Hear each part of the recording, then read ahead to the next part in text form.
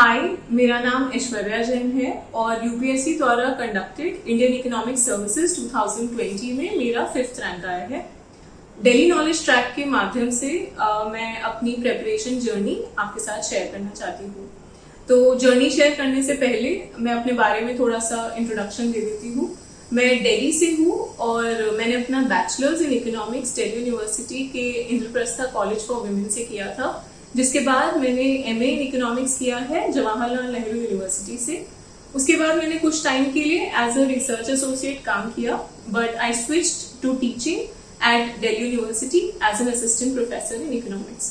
After teaching for some time मैंने Reserve Bank of India join किया है as grade B officer managerial post पर in the department of economic and policy research. Indian Economic Services के साथ मेरी journey start हुई थी 2017 में। मैंने जो फर्स्ट अटेम्प्ट दिया था और ये मेरा 4th अटेम्प्ट था। तो मैं अपनी पेपर वाइज स्ट्रैटेजी या जर्नी डिस्कस करने से पहले एक ओवरऑल व्यू दे देती हूँ कि कैसे ये पूरा प्रोग्रेस हुआ प्रिपरेशन के दौरान। पहली चीज जो मुझे समझ आई है पूरे जर्नी में वो थी कि सिलेबस और past year papers are very crucial for the entire preparation. Before starting, syllabus के ऊपर एक अच्छी खासी कमांड और पास्ट ईयर पेपर्स के साथ उसको मैच करना काफी इम्पोर्टेंट रहा है मेरे लिए। तो सिलेबस से आपको पता चलता है कि कौन से टॉपिक्स से क्वेश्चंस आते हैं, बट पास्ट ईयर से आपको पता चलता है कि उन टॉपिक्स में से क्या एक्चुअली पूछा जाता है। सो फॉर एग्जाम्पल, अगर FRBM मेंशन है सिलेबस में, बट आपको पास्ट ईयर से पता चलता है कि FRBM का मॉडिफिकेशन की नीड है या नहीं, या फिर उसके इम्प्लीमेंटेशन में कहाँ पर लैग्स थे, या फिर एनके सिंह कमेटी ने कैसे उसके ऊपर ज्यादा रिकमेंडेशंस दिए थे। तो ये सब चीजें आपको पास्ट ईयर पेपर से क्लियर होता है। तो पहली चीज तो syllabus and past year are very important. दूसरी चीज मुझे डिस्कस करनी है नोट्स के बारे में। तो मैं नोट्स बनाने वाले लोगों में से हूँ और मैंने स्टार्ट किया था जब पढ़ना इस एग्जाम के लिए, तब मैंने ऑफलाइन नोट्स बनाए थे पेन एंड पेपर वाले। But over time I realise कि ऑफलाइन नोट्स में एडिट और एडिशंस करने में थोड़ी डिफिकल्टी होती है। तो मैंने एवरनोट पे ऑनलाइन नोट्स बनाना शुरू किया। और एक जो मोस्ट इम्पॉर्टेंट चीज नोट्स के बारे में है, आप ऑफलाइन बनाओ या ऑनलाइन, वो है कि उस सबको आपको एक ही जगह पर कंपाइल करके, और बेशक सोर्सेज मल्टीपल हो, बट एक टॉपिक के एक ही जगह पर कंपाइल्ड नोट्स होने बहुत क्रूशियल है। तो आपका रिवीजन एक जगह पर आ जाता है और एक मेंटल इमेज आपके नोट्स की होना जरूरी है। मैंने नोट्स में ऑडियो नोट्स भी बनाए थे, क्योंकि ऐसे मैं अपने स्टडी को थोड़ा डाइवर्सिफाई करना चाह रही थी। तो ऑडियो नोट से मुझे 2 फायदे हुए। पहली बात तो थोड़ा डाइवर्सिफिकेशन हो गया, तो कंटेंट का अब्जॉर्प्शन थोड़ा बेटर हो जाता है। दूसरी चीज कि आपको एक टाइमलाइन पता चल जाती है कि कितना टाइम आपको एक टॉपिक को कवर करने में लग रहा है, तो उसकी वजह से आपका रिविजन में टाइम मैनेजमेंट बेटर हो सकता है। तो दूसरी चीज ये नोट्स के बारे में थी। और तीसरा, राइटिंग आंसर्स और आंसर राइटिंग की पूरी प्रैक्टिस करना एग्जाम से पहले काफी इंपॉर्टेंट है, अगर आपको वेल स्ट्रक्चर्ड आंसर्स लिखने हैं फाइनल एग्जाम में। तो ये चीज थी जो मैंने कुछ टाइम तक इग्नोर करी थी, but over time I understood कि इससे मुझे 2 फायदे हो रहे हैं। पहली बात तो ये कि 3 दिन में आपको 6 एग्जाम्स देने होते हैं और 6 के 6 एग्जाम्स 3-3 घंटे के होते हैं। तो उस केस में आप ये पूरा प्रोसेस काफी ग्रिलिंग हो जाता है। अगर आपके पास आंसर राइटिंग की प्रैक्टिस है तो you can go over this more smoothly.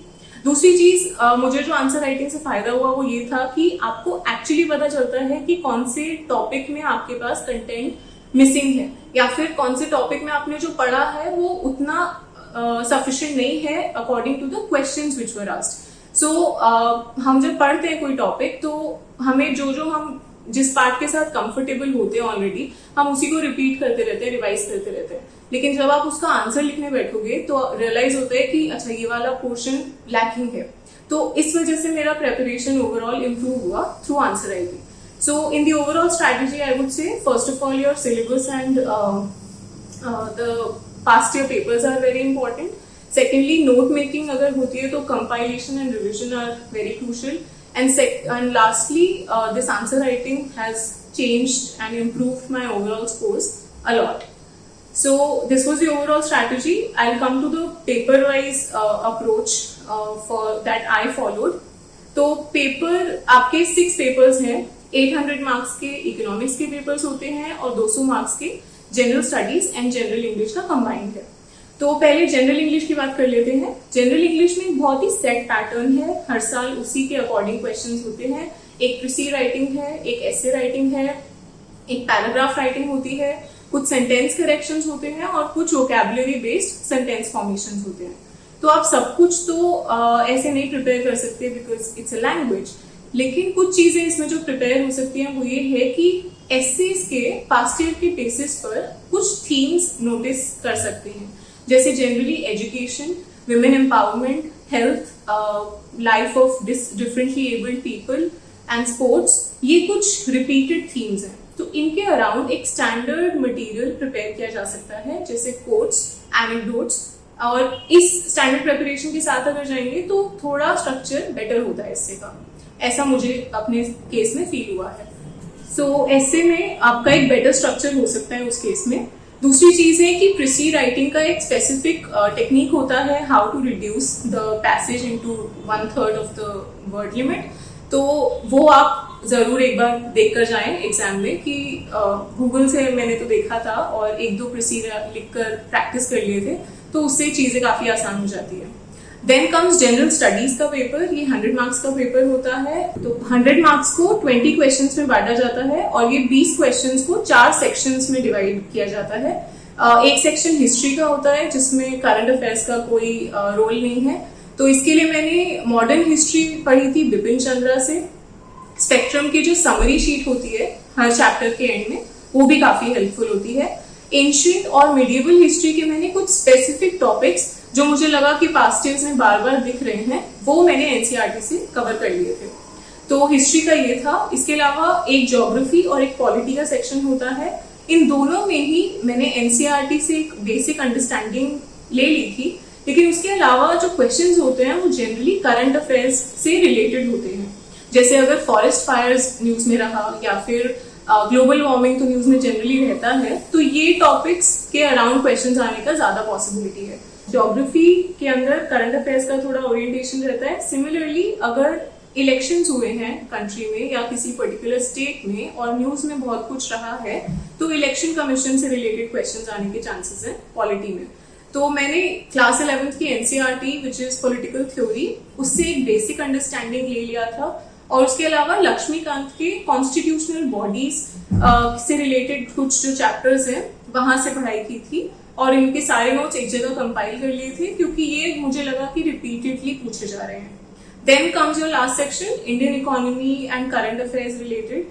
तो अगर आप इंडियन इकोनॉमी का पेपर प्रिपेयर कर रहे हैं तो उसमें ये मोरलेस कवर हो जाता है, तो मेरा अप्रोच ऐसे था। Then comes your first economics का पेपर, जनरल इकोनॉमिक्स 1। ये पेपर माइक्रो इकोनॉमिक्स और इकोनॉमेट्रिक्स एंड स्टेटिस्टिक्स टेस्ट करता है। मेजरली पोर्शन होता है माइक्रो इकोनॉमिक्स का। तो इस पेपर के लिए मैंने प्राइमरीली एच.एल. आहूजा रेफर करी थी, लेकिन कुछ टॉपिक्स होते हैं जिसमें आपको बेटर अंडरस्टैंडिंग की जरूरत होती है न्यूमेरिकल सॉल्व करने के लिए। तो उसके लिए अंडरग्रेड में as we had studied Nicholson and Snyder and Varian, so I refer to these 2 books. Also welfare economics is one topic जो वेरिएंट में बेस्ट मुझे लगा कि कवर्ड है, तो मेरे लिए वो अच्छा एक सोर्स मुझे मैंने यूज किया था। Then comes numericals. तो न्यूमेरिकल्स भी आप वेरिएंट से या निकोलसन एंड स्नाइडर या पेंडिक्स से कवर कर सकते हैं। इस पूरे टॉपिक के अंदर एक जो ध्यान रखने वाली बात है वो ये है कि हर सब टॉपिक के अंदर ग्राफ्स होते हैं और ग्राफ में अगर कोई गलती है तो वो रिवील करता है कि आपकी अंडरस्टैंडिंग में थोड़ा फ्लॉ है। तो इस वजह से अंडरस्टैंडिंग ऑफ माइक्रो इकोनॉमिक्स काफी इंपॉर्टेंट हो जाती है अगर इस पेपर में अच्छा स्कोर करना है। कमिंग टू इकोनॉमेट्रिक्स, इसके अंदर मोस्टली जो टॉपिक्स ऑलरेडी सिलेबस में मेंशन है फोकस उसी पर रहता है एंड उसमें भी सबसे ज्यादा heteroscedasticity, auto correlation and multicollinearity and lastly time series. तो इसकी स्टैंडर्ड टेक्स्ट बुक्स हैं गुजराती एंड वुलरिच, तो वहां से एक स्टैंडर्ड अप्रोच यूज की जा सकती है। So this was about general economics 1. This is how I approached it. one friend suggested that I must use pencil and scale for drawing diagrams in this paper, और उससे मेरा score actually improve हुआ. अगर थोड़ी practice कर ले हम exam से पहले तो आराम से लिमिटेड टाइम में वो हम एग्जाम में कर पाते. तो this was one thing that help me. Then comes the second paper, general economics 2. ये थोड़ा वाइड इसका सिलेबस है क्योंकि इसमें macro economics, international trade, balance of payment and financial sector, ये सारी चीजें एंड ग्रोथ थ्योरीज, ये सब चीजें एक साथ कवर होती हैं. तो दिस वाज वन थिंग कि आप स्टैटिक और डायनामिक में बांट लो और उस टॉपिक को उसी के हिसाब से कवर करो. दूसरी चीज कि मैंने हर टॉपिक के सब टॉपिक्स को थीम्स में डिवाइड कर दिया था पास्ट ईयर्स को देखकर. जैसे कि एक टॉपिक है poverty, human development and inequality, उसमें अब एक सब टॉपिक आ गया पॉवर्टी. तो अगर पॉवर्टी टॉपिक हमें देखना है तो पास्ट ईयर्स को स्टडी करके आई फिगर्ड कि कुछ 6-7 थीम्स हैं जिसके अराउंड बार बार क्वेश्चंस बनते हैं. जैसे कि पॉवर्टी के डायमेंशंस क्या हैं, या फिर पॉवर्टी के एस्टिमेशन के लिए कौन सी कमिटीज थे और उनके ऊपर क्या डिबेट्स हुए. फिर आता है कि अगर इकोनॉमी में कोई स्ट्रक्चरल ब्रेक आया था, जैसे 1991 रिफॉर्म या 2008 crisis, not a structural break, I mean a major event, तो उसका पॉवर्टी पे क्या इम्पैक्ट हुआ, या फिर पीजीआई ट्रायंगल का पॉवर्टी से लिंक. तो ये कुछ 6-7 थीम्स हैं. तो मैंने जब पॉवर्टी के नोट्स बनाए तो इन 6-7 थीम्स के अंडर अपना कंटेंट प्रिपेयर कर लिया, जिससे कि मेरे पास हर थीम के ऊपर कुछ 5-7 अच्छे पॉइंट्स हो जिसमें मैं डेटा डाल सकती हूँ, and then I can write a better answer. तो this is how I tried कि मैं इंडियन इकोनॉमी कवर करूँ. और दूसरी चीज जो इंडियन इकोनॉमी में मैंने ट्राई करी एंड जिससे मेरा स्कोर काफी इम्प्रूव हुआ, वो था कि मैंने data and committees, panels, economists के नाम, माइक्रो इकोनॉमिक्स और मैक्रो इकोनॉमिक्स से कौन सी थ्योरीज हमारे इंडियन इकोनॉमी के अलग अलग टॉपिक्स पे अप्लाई हो सकती है, इन सब का एक टेबल बना लिया. तो फॉर एग्जाम्पल अगर हम एग्रीकल्चर की बात कर रहे हैं तो अशोक गुलाटी के कमिटीज आ जाते हैं. देन अगर मैं माइक्रो इकोनॉमिक्स और मैक्रो इकोनॉमिक्स यूज कर रही हूँ तो कॉबवेब मॉडल आ जाता है. या फिर अगर मैं कहती हूँ कि why high value added commodities की तरफ डाइवर्सिफाई करने की जरूरत है, तो मैंने एंजल्स कर्व यूज कर लिया. Similarly if I am talking about industrial growth and trade in Indian economics, तो मैंने वहां पर dynamic external economies from trade ये यूज कर लिया, उसका ग्राफ भी बन जाता है. So I think and this is something I learn from the previous toppers, जब आप इस तरह से अपना आंसर लिखते हो तो एक काफी होलिस्टिक आंसर बनने के चांसेस होते हैं. So I think this help me a lot कि आप अलग अलग थ्योरीज और इकोनॉमिस्ट्स और books and whatever you have which can substantiate your answer, the main points, उसको ऐड करो उसके अंदर. इसके बाद जो तीसरा इकोनॉमिक्स का पेपर है, जनरल इकोनॉमिक्स 3, ये एक कॉम्बिनेशन पेपर सॉर्ट ऑफ है. इसमें 4 टॉपिक्स का कंबाइंड एक पेपर बनाया हुआ है. तो उसमें से फर्स्ट टॉपिक है एनवायरमेंटल इकोनॉमिक्स, जो कि काफी अच्छा खासा पोर्शन बनाता है. तो इसके लिए मैंने एक बेसिक बुक रेफर करी थी, चार्ल्स कोलस्टैट, क्योंकि दिल्ली यूनिवर्सिटी का जो एक पेपर है एनवायरमेंटल इकोनॉमिक्स, उसमें भी यही रेफर किया जाता है and it's a good book. उसमें आपका 90% of the topics which are asked in this paper वो कवर हो जाते हैं. उसके अलावा कुछ टॉपिक्स अगर बचते हैं तो वो भी दिल्ली यूनिवर्सिटी हर साल एक जो रीडिंग लिस्ट इशू करता है जो डिस्कस होती है यूनिवर्सिटी में. तो that reading list is quite helpful. जैसे उसमें नीति आयोग का एक्शन एजेंडा के अंदर कोई टॉपिक्स हैं तो वो आप इजीली वहां से पिक कर सकते हो. उससे आपका अप्रोच थोड़ा स्ट्रीमलाइन हो जाता है. तो ये हेल्पफुल था मेरे लिए. और जब हम एनवायरमेंटल इकोनॉमिक्स के बारे में सोचते हैं, ये गलती मैंने खुद भी करी है कि आपने बेसिक्स पढ़ लिया एक टॉपिक का. जैसे कि अगर फॉर एग्जाम्पल पोस्ट थ्योरम है, आपने उसका बेसिक्स पढ़ लिया, लेकिन जरूरी ये भी है कि उसका ग्राफ या उसकी जो डेरिवेशन है या उसका एक्चुअल पूरा द एंड कंक्लूजन तक आप काफी क्लियर हो, तभी you can write quality answer. So this is one thing about environmental economics. Then comes public finance. तो इसके लिए एक स्टैंडर्ड टेक्स्ट बुक मैंने जो रेफर किया था, मस्ग्रेव एंड मस्ग्रेव, मोर और लेस सब कवर हो जाता है. But in case some topics are missing like social cost benefit analysis, तो वो मैंने फिर लेखी से कवर कर लिए थे.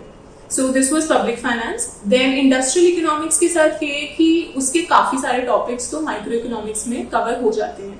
कुछ टॉपिक्स जो बचते हैं जैसे कि SCP पैराडाइम, तो वो या तो आप इंटरनेट से देख सकते हो या फिर मैंने एक चर्च एंड वेयर यूज करा था। इट्स अ डिसेंट बुक, बहुत सारी डिटेल्ड इंडस्ट्रियल ऑर्गेनाइजेशन है उसके अंदर, बट मैंने उसमें से बस वो टॉपिक्स पिक करे जो सिलेबस में गिवन था।